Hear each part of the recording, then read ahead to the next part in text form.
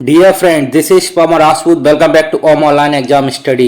OM online exam study के परिवार में आपका स्वागत करता हूं। जैसा कि आप मेरे थंबनेल में देख रहे हो, 69,000 शिक्षक भर्ती पर बड़ी खबर। डेट से पहले बता दें, यदि आप हमारे चैनल पर नए हैं तो चैनल को लाइक शेयर एंड सब्सक्राइब करने के साथ साथ बेल आइकन को दबाना ना भूलें। जजमेंट में कुछ भी ऐसा नहीं है जो हम लोग चाहते हो और ना लिखा हो। पूरा का पूरा जजमेंट आप लोग उठा लीजिए और उसमें जितनी बातें हम लोग सब लोग मिल करके इस लड़ाई को लड़ रहे हैं, तो मोस्टली लोगों ने ऑर्डर पढ़ा। ऑर्डर में हम लोग हमेशा से यही कहते आ रहे हैं। देखिए, ऐसा बहुत कम होता है कि जो चीज आप फेसबुक पर या व्हाट्सएप पर कहो और एज इट इज वो जजमेंट में आ जाए, ऐसा बहुत ही कम केसेस में होता है। ठीक है, हम लोग फेसबुक पर लगातार 3 चीजें कहते आ रहे थे। पहले ये कहते आ रहे थे कि ऑन रिजर्व की कट ऑफ 67.11 है। आप जजमेंट में देखोगे तो कोर्ट ने टेबल बना दी कि जनरल की ऑन रिजर्व की कितनी है, ओबीसी की कितनी है, एससी की कितनी है। पहली बात हमारी यही हुई कि कट ऑफ इतनी है। जो दूसरी बात हमारी जो है कि 67.11 से ऊपर 28,978 कैंडिडेट्स हैं। 13,000 को ओवरलैप किया गया है, बाकी को ओवरलैप नहीं किया गया है। ये भी जजमेंट में एज इट इज ये बात लिखी हुई है। ठीक है, 2 बातें हो गई। इसके अलावा हम लोगों ने कहा कि हमको ओबीसी को 3.86 और एससी को 16.60% की आरक्षण मिला है। ये बात भी जजमेंट में एज इट इज लिखी हुई है। इसके अतिरिक्त अगर आप देखेंगे तो 6800 की लिस्ट आने के बाद हम लोग को और कितनी सीटें मिलनी चाहिए, ये बात भी जजमेंट में कोटेड है। पहला नंबर आज कोई प्रश्न कर रहा था मुझे फेसबुक पर, तो मैंने उनको रिप्लाई किया है और उस रिप्लाई में देखिए लिखा हुआ है, कोर्ट ने हमारा लिखा है, रिकॉर्ड किया हमारी सारी बातें। उसमें लिखा है कि जो टोटल 18,000 समथिंग सीटें मिलनी चाहिए, जिसके परसुआंस में 6800 सीटें मिली हैं, लेकिन लगभग 13,000 सीटें और भी मिलनी चाहिए। इस बात को कोर्ट ने एक नहीं बल्कि 2 जगह पर मेंशन किया है। अगर आप लोग पढ़ेंगे तो उसमें ये सारी बातें आपको लिखी हुई मिलेंगी, कहीं से भी उसमें इफ बट नहीं है। आप लोग आराम से पढ़ के देख लीजिए कि क्या कोई ऐसा पॉइंट्स बचा है जो हम लोग कोर्ट में रखना चाहते थे और नहीं रख पाए। ऐसा कोई भी पॉइंट नहीं है, चाहे वो 67.11 वाला हो, चाहे 67.11 के नीचे 27-21 हो। कितना ओवरलैप होना चाहिए, कितना ओवरलैप हुआ है, कितना और हमको मिलना चाहिए, ये सारी की सारी बातें जजमेंट में लिखी हुई हैं। ठीक है, अगर आप पढ़ेंगे तो सारी चीजें मिल जाएंगी। कोर्ट हमारी बातों से पूरी तरीके से कन्विंस थी, इसीलिए उसने सारी बातों को जजमेंट में कोटेड किया। जब कोर्ट को, चूंकि यहां से लेके वहां तक सब यही लोग बैठे हैं, तो आप लोग समझ सकते हैं कि कौन सा षड्यंत्र दलित पिछड़ों के साथ रचा गया।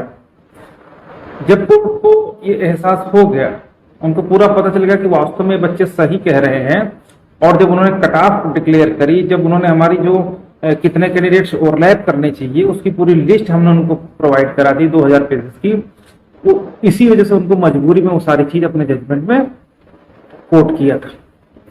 ठीक है, लेकिन जब लगा कि हाँ वास्तव में बच्चों को 13-14 हजार सीटें और मिलनी चाहिए, वहां से एक चक्रव्यूह रचा गया, कुचक रखा गया कि इन को किस तरीके से रोका जा सके। क्योंकि 67.11 कोर्ट करने के पश्चात कोर्ट के पास कोई ऐसा रास्ता नहीं था जिसके कारण हम लोगों को सीटों से वंचित रखा जा सके। तो जो षड्यंत्र रचा गया, वो षड्यंत्र ये रचा गया कि एटीआरई का जो फिल्टर है 90 to 96 उसको लगा करके खेल कर दिया गया, और वहां पर यह बताया गया कि 90 से 96 जो कैंडिडेट्स पाए हैं, तो जो एटीआरई है सहायक अध्यापक भर्ती परीक्षा, वो क्वालिफाइंग नेचर के साथ साथ पार्ट ऑफ रिक्रूटमेंट भी है, क्योंकि उसका गुणांक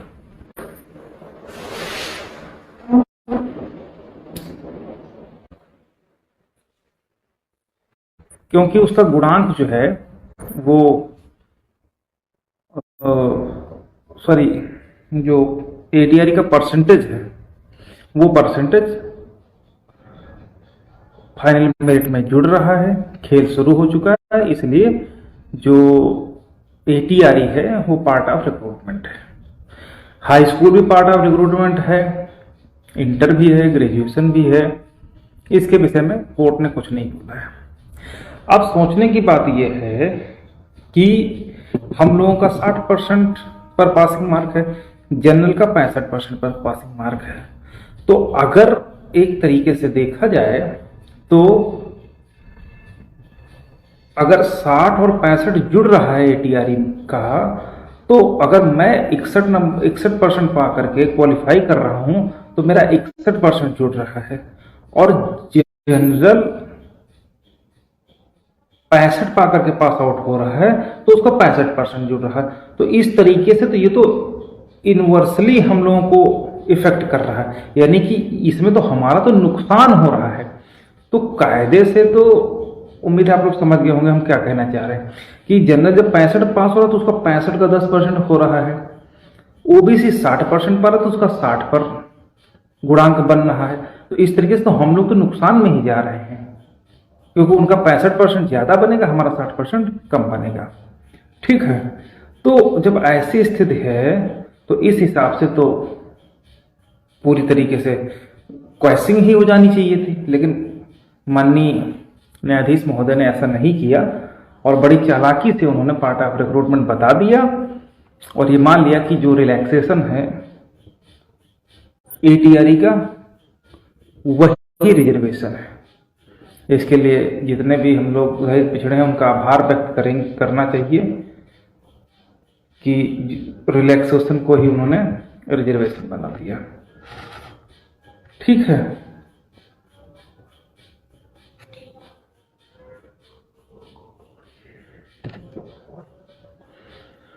इसके अलावा जो डिवीजन बेंच की लड़ाई लड़ी गई 90-97 की लड़ी गई, वो सारी लड़ाई यही लड़ी गई कि जो 40-45 कट ऑफ है वो खेल शुरू होने से पहले लगाया जाए कि बाद में लगाया जाए। इस पर मैराथन बहस डिवीजन बेंच में हुई। सिंगल बेंच में माननीय न्यायाधीश राजेश चौहान साहब ने मान लिया था कि एटीआरई पर ही खेल शुरू हो गया, इसलिए उन्होंने 40-45 को वैलिड बताते हुए 60-65 को रिक्वेस्ट कर दिया था। डिवीजन बेंच में मैटर गया, डिवीजन बेंच ने कहा कि नहीं, एटीआरई पर खेल शुरू नहीं हो रहा है और जो मेरिट बन रही है वो फाइनल मेरिट के आधार पर चयन होगा। एटीआरई तो एक क्वालिफाइंग एग्जामिनेशन ही है, इसलिए जो 60-65% का जो डिक्लेयर किए गए हैं पासिंग मार्क वो सही हैं और एटीआरई पार्ट ऑफ रिक्रूटमेंट नहीं है, क्योंकि जो विज्ञापन आया है शिक्षक भर्ती का वो उसके पश्चात आया है। इसी के आधार पर डिवीजन बेंच ने ऑर्डर कर दिया और 60-65 को अपहोल्ड कर दिया और यही जजमेंट शिक्षा मित्रों द्वारा सुप्रीम कोर्ट में चैलेंज हुआ। सुप्रीम कोर्ट ने इस जजमेंट को एज इट इज बहाल कर दिया और इस पर साइलेंट हो गए। ठीक है, तो ये सारी बात हुई, लेकिन सिंगल बेंच ने डबल बेंच के जजमेंट को नहीं माना और मनमाना एक आदेश थोप दिया, ये कहते हुए कि जो 5% का रिलैक्सेशन है वही रिजर्वेशन है। मतलब हमारी सारी बातें मान ली, सब कुछ दे दिया, लेकिन रोकना था उनको तो यहां पर आकर के रोक दिया। जब सर्वोच्च न्यायालय के आदेश हैं, जितेंद्र कुमार सिंह का भी ऑर्डर उसमें कोटेड है, सौरभ यादव वाला ऑर्डर भी उसमें कोटेड है जब जजमेंट आप पढ़ेंगे। ठीक है, और इसके अलावा रामचरण मौर्य का भी ऑर्डर कोटेड है, लेकिन डिवीजन बेंच का राघवेंद्र प्रताप जो गया था वहाँ मौर्य के नाम से, वो कोटेड होने के बाद वो कोटेड नहीं है, जबकि उसको हम लोगों ने मैडम ने भी दिया था, सुदीप साहब ने भी दिया था, हमारी तरफ से राजीव सर ने भी दिया था, 3 लोग ये हो गया, संदीप दीक्षित साहब ने भी दिया था। वो अलग बात है, उन्होंने बहस कुछ नहीं की थी, केवल इतनी की थी कि चूंकि 6800 मिल गई इसलिए 1356 अलाउ हो गई, हमको दे दो। इसके अलावा उनका कोई कोटेशन या कोई कंटेंशन पूरे 144 पेज में रिकॉर्ड नहीं है, आप लोग देख सकते हैं। लेकिन जो हमारे सीनियर्स थे उन सबका कंटेंशन, एक एक पॉइंट जो हम लिखवाना चाहते थे मैं सीना ठोंक के कह सकता हूं कि वो सारी बातें हमने जजमेंट में लिखवा ली है और 68 का या कोई भी ऐसा बंदा नहीं रहा जो अपनी बात उसमें लिखवा पाया हो। मैं इस बात को सीना चौड़ा करके कहता हूं कि जो जो हम लोगों ने कहा फेसबुक पर, व्हाट्सएप पर, सब पर, वो सारा का सारा जजमेंट में एज इट इज लिखा हुआ है। सब लोग पढ़ सकते हैं, देख सकते हैं। छन्नी लगाई 90 से 96, तो उसका भी जवाब देंगे हम लोग, और बहुत जरूरी जवाब देंगे।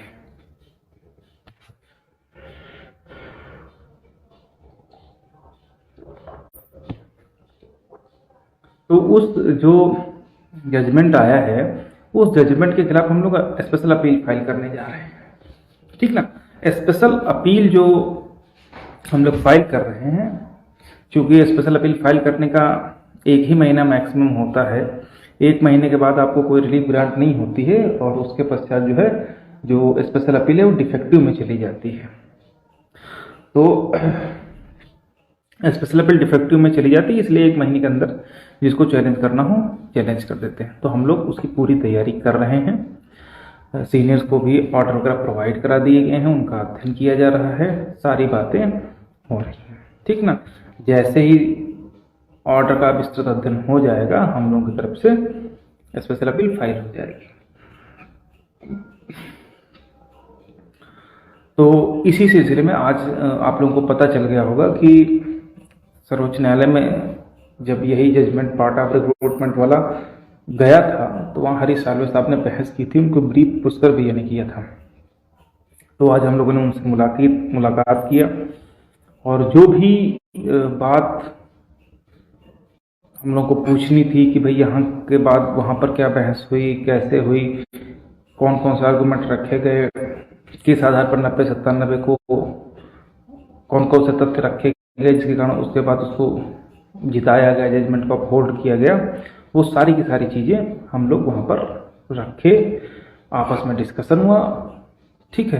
तो काफ़ी चीज़ें निकल करके आई, तो उनको भी हम लोगों ने फिलहाल कैच कर लिया है और उनको अपनी ब्रीफ में रखा जाएगा, ठीक है।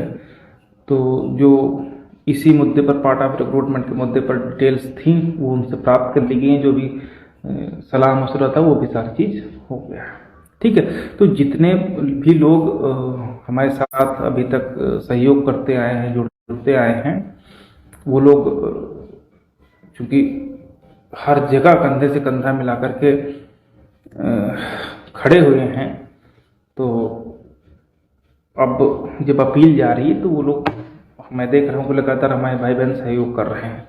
तो सहयोग करने के साथ साथ जो भी साथी हैं पर्सनल मेरे नंबर पर भी भेज रहे हैं, सुशील भाई के नंबर पर भी भेज रहे हैं, रामविलास भाई के नंबर पर भी भेज रहे हैं। तो जो आपको स्लिप वगैरह और डिटेल वगैरह भेजी है, तो हमने बताया है कि जो रवि निषाद भाई का नंबर है आप लोगों को बता दिया गया है, जिसमें शुरू में 900 है और लास्ट में 582 है। आप लोग एक ही जगह पर रिसिप्ट वगैरह भेजिए। उसमें क्या होता है कि अगर आप बार बार हर जगह भेजेंगे तो जो है पता चला कहीं छूट छाट गया तो फिर दिक्कत हो जाएगी। तो जो रवि का नंबर है 900 यानी 9005977592, इस पर ही आप भेज दिया करिए, ठीक है, वो हम लोगों को प्राप्त हो जाएगी। चलिए मिलते हैं नेक्स्ट वीडियो में ऐसी ऑथेंटिक ब्रेकिंग न्यूज़ के साथ। यदि आप हमारे चैनल पर नए हैं तो चैनल को लाइक, शेयर एंड सब्सक्राइब करने के साथ साथ बेल आइकन को दबाना ना भूलें, जिससे कि आने वाले वीडियोस के नोटिफिकेशन आपको मिलते रहें। चैनल से रिलेटेड कोई सजेशन या सुझाव देना चाहते हैं तो कमेंट के माध्यम से बता सकते हैं। Thanks for watching to my channel.